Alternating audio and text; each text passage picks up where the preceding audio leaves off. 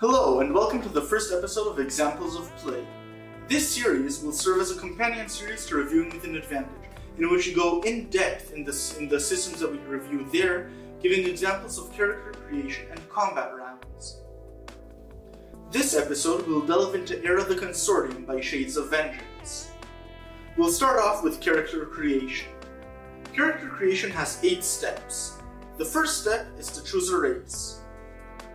As I said in the previous video, there are 4 playable races, each with its own advantages and disadvantages. The first race are humans, which have no modifiers and no choices of consequence to make them character creation.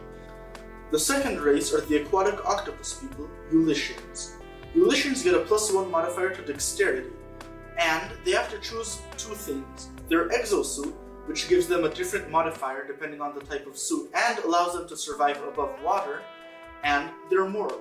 Because of the Ulyshian society, each Ulyshian has its own strict moral guideline. Even selfish or self-serving Ulyshians are considered to have a moral guideline, albeit a flawed one. The third race are the insectoid ximian people. Ximians are ant-like people who are divided into 3 castes: worker caste, brain caste, and politician caste. Each caste comes with its own set of modifiers. It's worth noting that all ximians are size 6, which is 1 size larger than humans. The final race are the plant-like Vilithi people, who are able to change shape. They have to choose between one of 4 forms, although that form can change throughout play. We'll go for our character with a worker class ximian. We'll go to the list of ximian names and choose Kakalitak, K-K-A-L-I-T-A-K, for our character's name. So being a worker caste, Kakalitak gets +2 strength and a half modifier to intelligence and charisma. Half modifier in this rule set means that whenever you have to roll something involving intelligence or charisma, you only roll half that number of dice. The second step consists of your background, morals, and quirks. Backgrounds are mechanically inconsequential, but there are a plethora of backgrounds provided for you to choose from, and guidelines for you to create your own. Morals are once again inconsequential unless you're a Ulyshian, and then you must take a moral that guides you. Once again, a plethora of morals is presented along with guidelines to create your own. The third part of this step are quirks. Quirks are mechanical, each one coming with an advantage and a disadvantage. That makes it hard to balance and create your own quirks. For a Kakalitak, we'll take the Fearless quirk. That means that he automatically succeeds on willpower rolls regarding combat, except whenever he has to enter combat, he has to succeed on a willpower roll in order to not charge head-on. The next step is dividing points among your attributes. It's worth remembering that each attribute automatically starts with a rating of 1. Attributes are divided into 3 categories. Potence, which consists of strength, intelligence, and charisma. Defense, which consists of willpower and stamina. And reaction, which consists of dexterity, wits, and luck. You choose a primary, secondary, and tertiary category, and respectively get 6, 5, or 4 points to spend among your attributes there. At this point, our character should look something like this.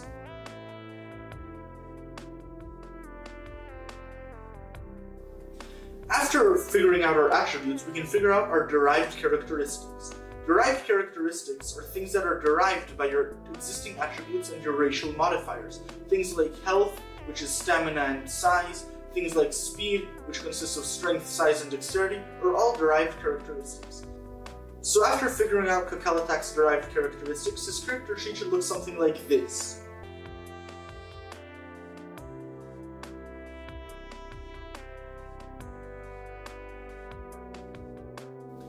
After derived characteristics, you have to spend points among your skills. Unlike attributes, skills start with a rating of 0. That means if you don't invest points in them, you cannot use them. Skills are also divided into 3 categories, but they are personal, technical, and interpersonal. Although I don't agree with their division of skills inside these categories, I understand why they split them like that for mechanical balance reasons. We have 11, 7, and 4 points to split respectively among our primary, secondary, and tertiary groups.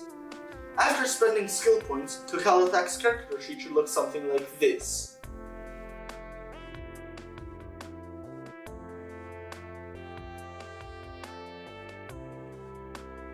Now comes the interesting part, where we choose our specialties. Each character can start with up to 3 specialties. Specialties come in various forms, there being skill specialties, attribute specialties, racial specialties, general specialties, or derived characteristics specialties.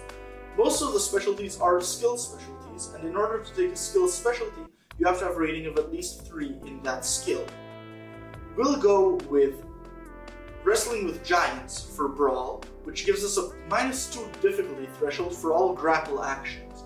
We'll go with Slice and Dice for Melee, which allows us to use 2 weapons without a penalty. And we'll go with Torturer for Intimidation, which gives us a bonus to Intimidation if our target is wounded. After choosing specialties, you can choose 1 implant for your character. Each character starts with 1 implant and can gain 1 more implant per level, although you can never have more implants than your maximum stamina rating. We'll go with Subdermal Armor, which gives us +1 kill threat. The final step is Equipment. The equipment chapter is well detailed, with each piece of equipment having its statistics and its credit value laid out before us. However, I have no idea what I can give my character. I'd love to give Kakalatak a pair of swords to use with Slice and Dice, or even a gun to shoot stuff, but there's no guideline for starting equipment or even starting credit rating. Instead of that, it said that the GM should give out equipment or allow you to choose equipment from lists according to the mission or session you're going to play. I find this highly problematic, especially for beginning GMs who won't be able to balance out the equipment they're giving out with the session they have planned. Now that we've finished building Kakalatak, it's time to test him out in combat. As you may have noticed, I built quite a brawling, strength-oriented character. This is on purpose. I don't want to see him die during combat. We'll pit Kakalatak against a Lugh Sergeant. The Lugh Sergeant is a 4-legged form Vilithi. The first step in combat is to roll Initiative.